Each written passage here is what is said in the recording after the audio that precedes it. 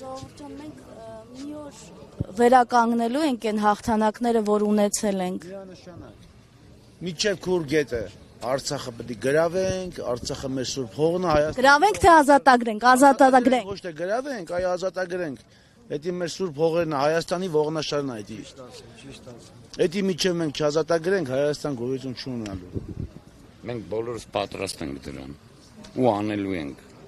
Աստվածտա մեր ժամանակով լինի, ոչ թե մեր երեխեքի։ Չնայած իրանք էլ են պատրաստ, հետներս կռվել են, ամեն ճանապարհ անցել են։ Պատերազմի բովով արդեն իրենք էլ անցան 20 թվականին։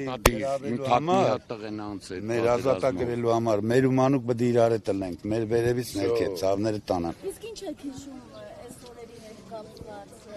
Ուրեմն ինչ վերաբերվում է պատերազմին, մենակ ծիծաղալու բան էր։ Չկա պատերազմից բան խոսալու։ Ծիծաղալու բան է։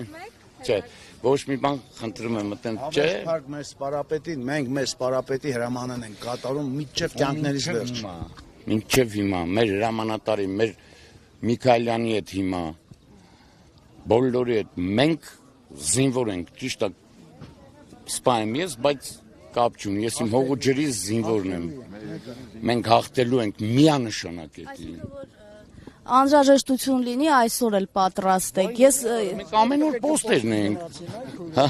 Մենք ամեն օր պոստերում ենք ու ոչ մի խնդիր պատրաստ ենք կռվելու։ Տղաներին հենց նոր պոստեր ճանապարհեցինք, նոր եկանք ստեղ։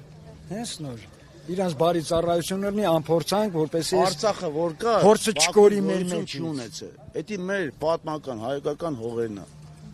Դա պետք է ազատագրենք, միջև քուր գետը պետք է լինի սահման։ Շնորհակալ ենք ձեզ,